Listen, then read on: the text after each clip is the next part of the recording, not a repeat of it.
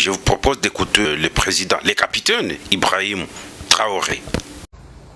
Vous voyez, lors de l'interview passée, je disais qu'un jour je vais parler de quelque chose concernant le consommation local et tout ce qui va. Un jour, des gens de services secrets d'un pays occidental sont passés nous voir. Ils nous ont proposé des produits, 4 produits, pour mettre dans la nourriture et envoyer dans les zones où il y a des terroristes. Ces produits se mettent dans tout, dans les boissons, que ce soit la bière, la sucrerie, dans la cigarette, dans le riz, dans le lait, ça se met dans tout. Et il y a un des produits, son travail c'est de tuer le cerveau. C'est-à-dire pour que la personne ne puisse plus réfléchir. Ça ferme petit à petit vos neurones. Voilà, en tout cas, ça vous rend bête. Et au bout de quelques années, donc, la capacité à réfléchir, à faire les choses diminue. Et un des produits, ça c'est la capacité physique. Si la personne était capable de courir 12 km au bout de quelques années, ça serait peut-être 6 km, 4 km, il devient faible. L'autre, c'est la somnolence. Il va commencer à devenir, je ne sais pas, les médecins savent qu'est-ce que ça touche et tout. On a écouté attentivement et on a demandé le nom des produits. Ils ne nous ont pas donné et ils sont partis. Mais avant de partir, on les a demandé, est-ce que vous avez déjà expérimenté quelque part? Est-ce que ça marche vraiment? Sinon, pourquoi on va payer et puis faire ça? Parce qu'ils sont venus nous proposer, c'est pour que les zones où il y a des terroristes, que ces individus-là s'affaiblissent et d'après le temps, en quelques années, on peut les écraser facilement en fait. Ils nous ont dit que oui, ils ont déjà utilisé ça quelque part. En Afrique, quelque part en Asie également. Ils ont déjà utilisé ça plusieurs fois. Vous savez, ce qui m'a fait froid, j'ai dit ouais, l'Afrique est foutue. En fait, ils utilisent ça déjà en Afrique. Ça, c'est une certitude. C'est à regarder certaines populations, même chez nous ici. Regardez le comportement de certains, la réaction de certains. Regardez aujourd'hui les jeunes garçons là. Nous, nos grands-parents, avec 4 femmes, 5 femmes, 10 femmes, ils arrivaient à les satisfaire. Aujourd'hui, c'est vrai que c'est pas vrai. Et c'est la révolution, on ne cache rien. Ce qui peut être dit pour sauver, il faut le dire. C'est la réalité. Prenez les jeunes gens aujourd'hui. Ils sont là, ils ont des problèmes. Ça ne va pas. Regardez les problèmes d'enfantement. Les gens sont là, des fausses couches, des problèmes pour enfanter, c'est rentré, c'est sorti ici. Vous croyez que c'est pour rien? Regardez certains pays en Afrique. Vous pouvez faire les statistiques. Il y a des pays qui sont 2 fois, 3 fois, 4 fois plus grands que le Burkina, mais qui n'ont pas la population de Ouagadougou. Ils sont en train de finir. Hey, Africains, on ne va pas se réveiller. Cette même stratégie a été utilisée par l'armée tutsi-rwandaise. À partir de l'Ouganda, l'Ouganda fabrique des produits uniquement pour la République démocratique du Congo, notamment l'alcool. L'Ouganda exporte l'alcool à Beni, à Butembo, pour neutraliser la jeunesse congolaise. À partir de 8 heures, tout garçon de Beni est ivre. Et là, c'est une stratégie utilisée par les ennemis pour bien régner. Suivez cet homme. Suivez ce qu'il dit. Vous comprenez l'opposition armée. Très bien, c'est votre droit. Mais est-ce que c'est légal ou pas? C'est une question à voir. C'est légal. Ok, très bien. Une opposition armée est légale. Les Congolais notent. Bien sûr. Très bien. Je vais vous donner l'article. Simplement, allez-y, continuez. J'arrive à vous. Vous savez, Carly, là, il a été démontré, je ne vais plus revenir sur ce qu'on a déjà dit longuement ici, que Nanga, c'est Kabila. Nanga, c'est Kabila, c'est des rapports. Nanga, c'est Kabila. Or, Kabila, je l'avais dit récemment, est congénitalement rebelle. Donc, ça veut dire que Kabila ne pouvait dicter à Nanga que des attitudes de rébellion. Ça veut dire que le seul moyen pour s'emparer du pouvoir, c'est les armes. Vous avez l'article 64 tout à l'heure. Ok. Et revient encore sur l'article 64. C'est l'article 64. Ok. Maître, allez-y. Ok. Bon, il évoque l'article 64. J'ai 2 minutes. Hein. Oui. J'ai encore 2 minutes ou pas? Ok. L'article 64. L'alinéa premier de cet article 64 dit quoi? Que cet alinéa concerne d'un point de vue juridique en des hypothèses uniquement lorsqu'il y a coup d'État, lorsqu'il y a prise de pouvoir par la force ou lorsque le pouvoir est exercé en dehors du cadre constitutionnel. On est d'accord ou pas?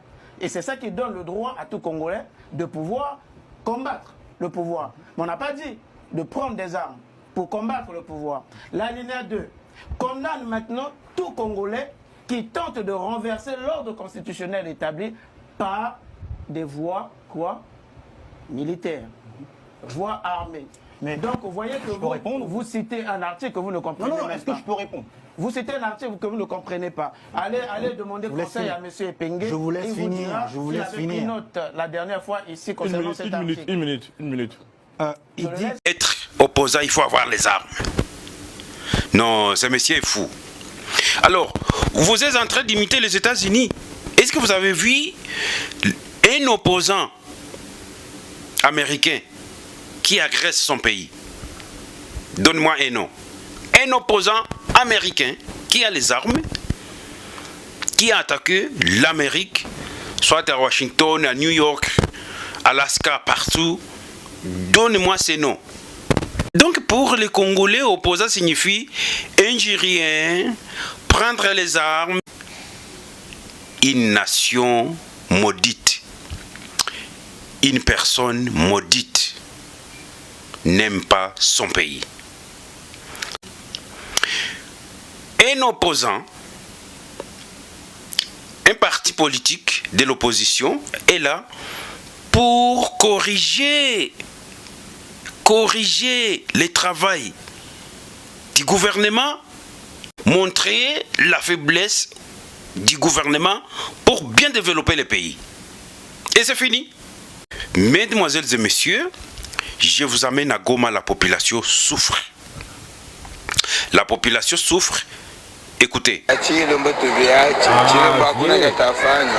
de Chilombo, ne fera rien. On doit se défendre. Il est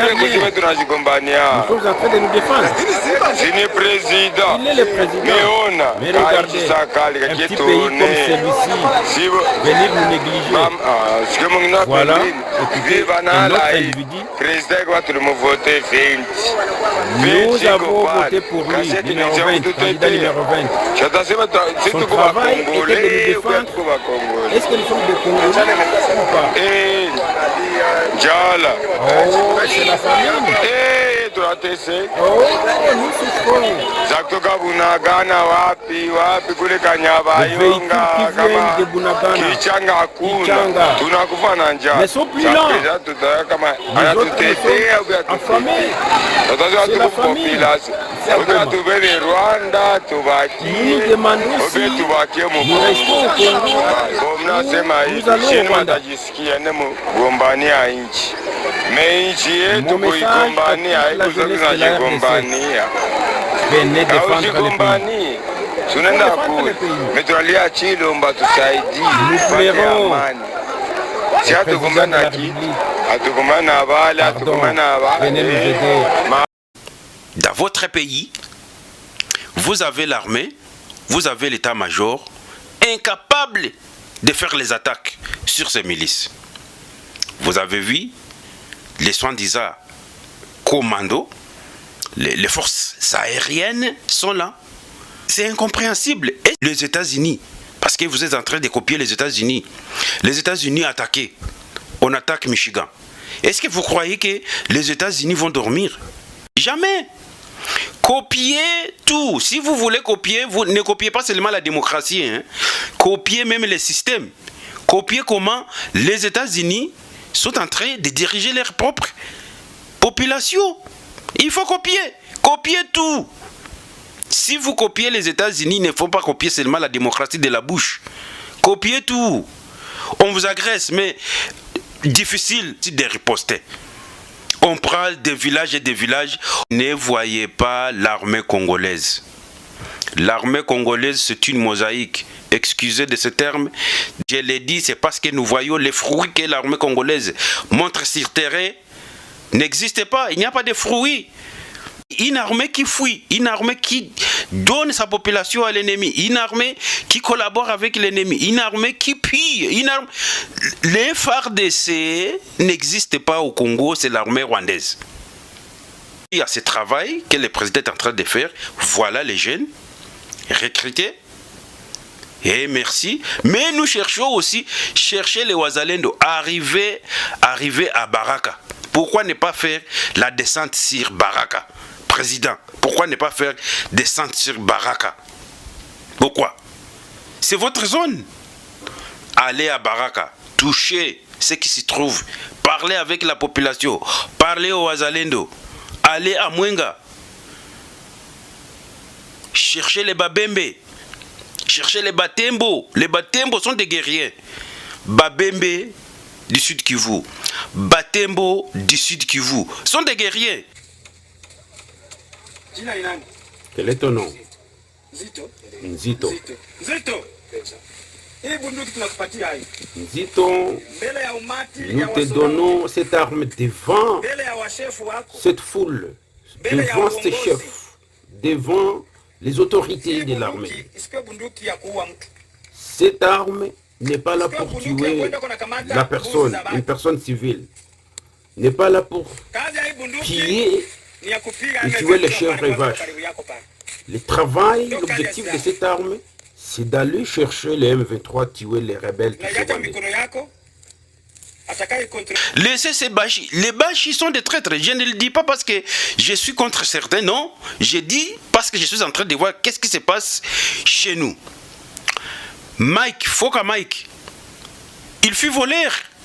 Foka Mike, il fut voleur de Mudundu 40 à Bukavu. Un groupe de jeunes, 40 jeunes, se rencontrent, ils forment un groupe pour voler. Et quand l'armée rwandaise vient, l'armée tutsi rwandaise, ils se disent non, nous sommes là pour protéger notre population, parce que nous avons des armes. Mais ils étaient des voleurs. Foka Mike fut voleur. Et regardez ce qu'il est en train de faire. Regardez ce qu'il est en train de faire, Foka Mike. Il dit non, j'ai pris les armes pour protéger Bukavu. Mais les Tutsis ont pris Bukavu. Moi, je n'ai pas vu une arme. Aucune arme de Foka Mike n'a fait quelque chose. Où était l'arme de Foka Mike quand les Tutsis ont pris Bukavu? Et les gens qui défendent Foka Mike, où était cette arme de Foka Mike quand les Tutsis ont pris Bukavu sans combat? Sans combat.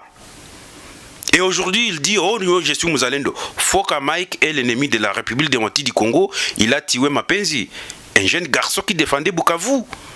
Pourquoi?